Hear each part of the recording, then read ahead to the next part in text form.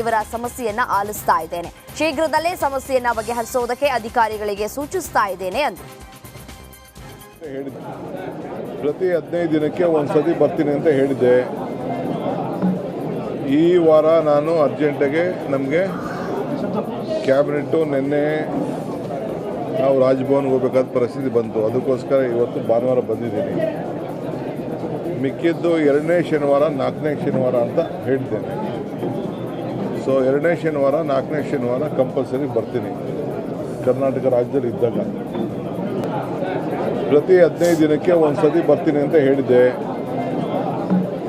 ಈ ವಾರ ನಾನು ಅರ್ಜೆಂಟಾಗಿ ನಮಗೆ ಕ್ಯಾಬಿನೆಟ್ಟು ನಿನ್ನೆ ನಾವು ರಾಜಭವನ್ಗೆ ಹೋಗಬೇಕಾದ ಪರಿಸ್ಥಿತಿ ಬಂತು. ಅದಕ್ಕೋಸ್ಕರ ಇವತ್ತು ಭಾನುವಾರ ಬಂದಿದ್ದೀನಿ.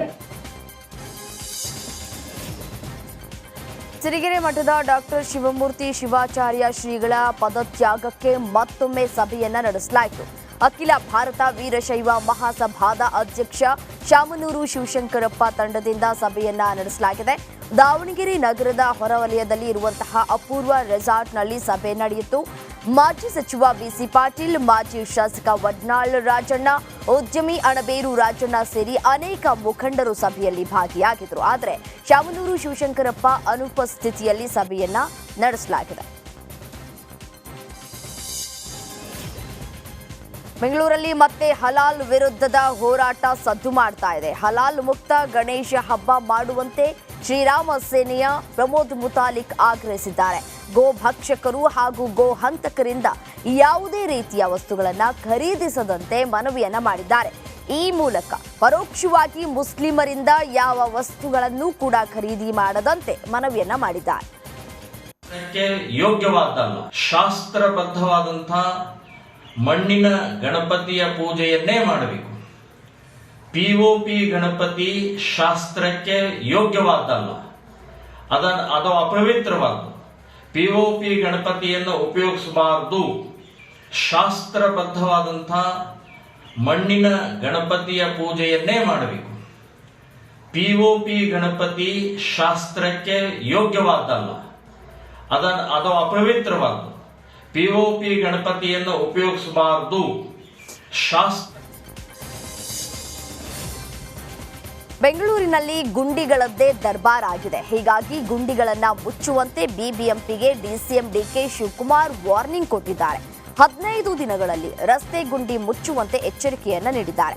ನಗರದಲ್ಲಿ ತಾನೇ ಸ್ವತಃ ಪ್ರದಕ್ಷಿಣೆ ಹಾಕ್ತೇನೆ, ಪ್ರತಿ ರಸ್ತೆಗಳನ್ನ ಪರಿಶೀಲನೆ ಮಾಡ್ತೇನೆ, ಅಷ್ಟರಲ್ಲಿ ಕೆಲಸ ಮುಗಿಸಬೇಕು ಅಂತ ಡಿಕೆಶಿ ತಾಕೀತು ಮಾಡಿದ್ದಾರೆ.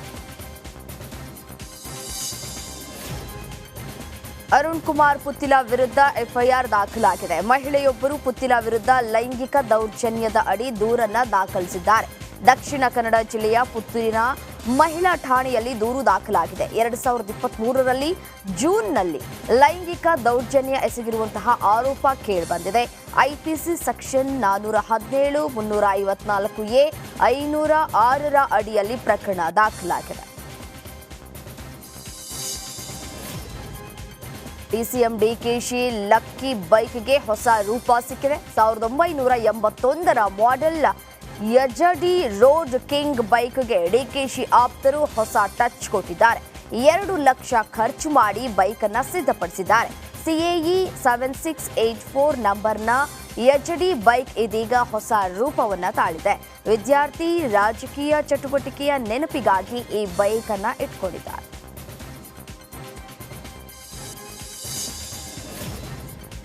ಕನ್ನಡದ ಕಗ್ಗೊಲೆ ಮಾಡಿದ ಕೆಪಿಎಸ್ಸಿ ವಿರುದ್ಧ ಕರವೇ ನಾರಾಯಣಗೌಡ ನೇತೃತ್ವದಲ್ಲಿ ಇಂದು ದೊಡ್ಡ ಮಟ್ಟದ ಪ್ರತಿಭಟನೆಗೆ ಮುಂದಾಗಿದೆ.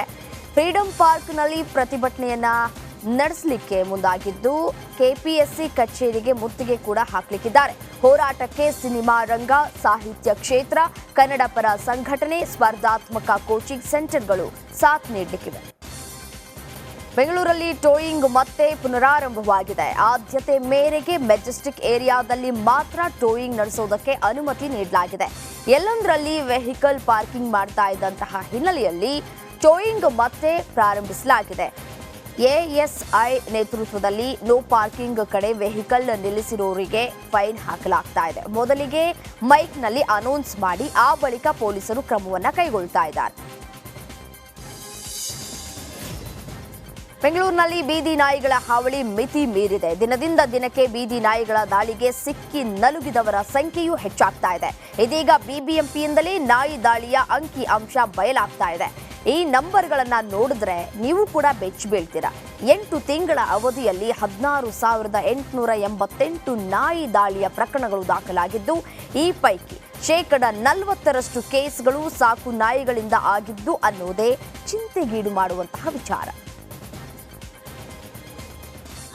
ಫೆರೋಷಿಯಸ್ ನೇಚರು, ಹೋಸಿಫೆರಸ್ ನೇಚರು ಡಾಗ್ಸ್ದೇನಿದೆಯಲ್ಲ, ಅದು ಕಡಿಮೆ ಮಾಡೋಕ್ಕೆ ಎಲ್ಲರ ಸಹಕಾರದಿಂದ ಸಾಧ್ಯ ಆಗುತ್ತದೆ. ನಮಗೆ total 15,000 in and around dog bites every year ನಮಗೆ ಕಾಣ್ತವೆ. ಸೊ ಹಾಗಿರೋದ್ರಿಂದ 15,000 ಅಂದರೆ on daily basis around 30 to 50, around 40% of pet ಡಾಗ್ಸ್ದು ಬೈಟ್ ಕೂಡ ಇರ್ತಾವೆ. ಅದರಲ್ಲಿ ನಾನು ಸ್ಟ್ಯಾಟಿಸ್ಟಿಕ್ಸ್ ಕೊಡ್ತೀನಿ ನಿಮಗೆ, ನೀವು ನೋಡ್ಬೋದು ಅದನ್ನು. ಸೊ ಓನ್ಲಿ ಸ್ಟ್ರೀಟ್ ಡಾಗ್ಸೇ ಅದರದೇ ಒಂದು 100% ಕಾಂಟ್ರಿಬ್ಯೂಷನ್ ಡಾಗ್ ಬೈಟ್ಸಲ್ಲಿ ಇದೆ ಅಂತ ಅನ್ನೋದು ಅದು ಸರಿಯಾದ ಸ್ಟೇಟ್ಮೆಂಟ್ ಅಲ್ಲ. ನಾನು ನಿಮಗೆ ಡೀಟೇಲ್ಸ್ ಕೊಡ್ತೀನಿ. ಮಂತ್ ವೈಸು ನಮ್ಮ ಹತ್ರ ಇರುತ್ತದೆ, ಪೆಟ್ ಡಾಗ್ ಬೈಟ್ಸ್ ಎಷ್ಟು, ಸ್ಟ್ರೀಟ್ ಡಾಗ್ಸ್ ಬೈಟ್ಸ್ ಎಷ್ಟು ಅಂತ. ಯಾದಗಿರಿ ಜಿಲ್ಲೆಯಲ್ಲಿ ಸುರಿತಾ ಇರುವ ಧಾರಾಕಾರ ಮಳೆ ಭಾರೀ ಅವಾಂತರ ಸೃಷ್ಟಿಸಿದೆ. ಮಳೆಯ ಅಬ್ಬರಕ್ಕೆ ವಂಕಸಂಬ್ರ ಗ್ರಾಮದ ರಸ್ತೆ ಸಂಪೂರ್ಣವಾಗಿ ಜಲಾವೃತಗೊಂಡಿದೆ. ಮುಳುಗಡೆಯಾಗಿರುವ ರಸ್ತೆಯಲ್ಲಿ ಅಪಾಯದ ಮಧ್ಯೆ ಸಂಚರಿಸುವ ಪರಿಸ್ಥಿತಿ ನಿರ್ಮಾಣವಾಗಿದೆ. ಅತ್ತ ನಿರಂತರ ಮಳೆಯಿಂದ ಬೋರಬಂಡ ಗ್ರಾಮದ 2 ಮನೆಗಳ ಗೋಡೆ ಕುಸಿತವಾಗಿದೆ. ಯಾದಗಿರಿ ಜಿಲ್ಲೆಯಲ್ಲಿ ನಿರಂತರವಾಗಿ ಸುರಿತಾ ಇರುವ ಮಳೆಗೆ ಮನೆ ಗೋಡೆ ಕುಸಿದು ಬಿದ್ದು ವೃದ್ಧೆ ಸಾವನ್ನಪ್ಪಿದ್ದಾರೆ. ಶಹಾಪುರ ತಾಲೂಕಿನ ಹುರಸಗುಂಡಗಿ ಗ್ರಾಮದಲ್ಲಿ ಘಟನೆ ನಡೆದಿದೆ. ಸಕೀನಾಬಿ ನದಾಫ್ ಮೃತ ದುರ್ದೈವಿ. ಗ್ರಾಮದ ಓಣಿಯ ಮಲ್ಲಿಕಾರ್ಜುನ ಎಂಬಾತನ ಮನೆ ಕಟ್ಟೆಯ ಮೇಲೆ ಸಕೀನಾಬಿ ನದಾಫ್ ಕುಳಿತಿದ್ದಾಗ ಗೋಡೆ ಕುಸಿದಿದೆ. ಘಟನೆಯಲ್ಲಿ 2 ಮಹಿಳೆಯರಿಗೆ ಗಂಭೀರವಾಗಿ ಗಾಯವಾಗಿದೆ. ಬೀದರ್ ಜಿಲ್ಲೆ ಔರಾದ್ ತಾಲೂಕಿನ ಜೋಜನ ಗ್ರಾಮದಲ್ಲಿ ಸುರಿದ ಧಾರಾಕಾರ ಮಳೆ ಭಾರೀ ಅವಾಂತರವನ್ನ ಸೃಷ್ಟಿಸಿದೆ. ನಿರಂತರ ಮಳೆಗೆ ಮನೆ ಗೋಡೆ ಕುಸಿತವಾಗಿದೆ. ಚನ್ನಬಸಪ್ಪ ಎಂಬುವರಿಗೆ ಸೇರಿದ ಮನೆ ಕುಸಿತಗೊಂಡಿದ್ದು, ಯಾರೂ ಇಲ್ಲದ ವೇಳೆ ಗೋಡೆ ಕುಸಿತವಾಗಿದ್ದು ಭಾರೀ ಅನಾಹುತ ತಪ್ಪಿದೆ. ಬೀದರ್ ಜಿಲ್ಲೆಯಾದ್ಯಂತ ಭಾರೀ ಮಳೆಯಾಗ್ತಾ ಇರುವ ಹಿನ್ನೆಲೆ ಇಂದು ಶಾಲೆಗಳಿಗೆ ರಜೆಯನ್ನು ಘೋಷಿಸಲಾಗಿದೆ. ಸಾರ್ವಜನಿಕ ಶಿಕ್ಷಣ ಇಲಾಖೆಯ ಜಿಲ್ಲಾ ಉಪನಿರ್ದೇಶಕರಾದ ಸಲೀಂ ಪಾಷಾ ರಜೆಯನ್ನು ಘೋಷಿಸಿದ್ದಾರೆ. ಈ ಬಗ್ಗೆ ರಿಪಬ್ಲಿಕ್ ಕನ್ನಡಗೆ ಡಿಡಿಪಿಐ ಸಲೀಂ ಪಾಷಾ ಮಾತನಾಡಿದ್ದು, ಮುನ್ನೆಚ್ಚರಿಕಾ ಕ್ರಮವಾಗಿ ಪ್ರಾಥಮಿಕ ಹಾಗೂ ಪ್ರೌಢಶಾಲೆಗಳಿಗೆ ರಜೆಯನ್ನು ಘೋಷಿಸಲಾಗಿದೆ ಎಂದು.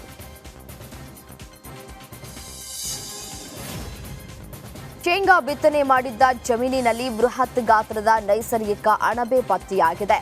ಚಿತ್ರದುರ್ಗ ಜಿಲ್ಲೆ ಮೊಳಕಾಲ್ಮೂರು ತಾಲೂಕಿನ ರಾಯಾಪುರ ಗ್ರಾಮದಲ್ಲಿ ಅಣಬೆ ಪತ್ತೆಯಾಗಿದೆ. ರೈತ ಪ್ರಕಾಶ್ ಎಂಬುವವರಿಗೆ ಜಮೀನಿನಲ್ಲಿ ಅಣಬೆ ಸಿಕ್ಕಿದೆ. 1 ಅಡಿ ಎತ್ತರ, 3 ಕವಲು ಹೊಡೆದಿರುವಂತಹ 5 ಕೆಜಿ ಅಣಬೆ ನೋಡಿ ರೈತರು ಬೆರಗಾಗಿದ್ದಾರೆ.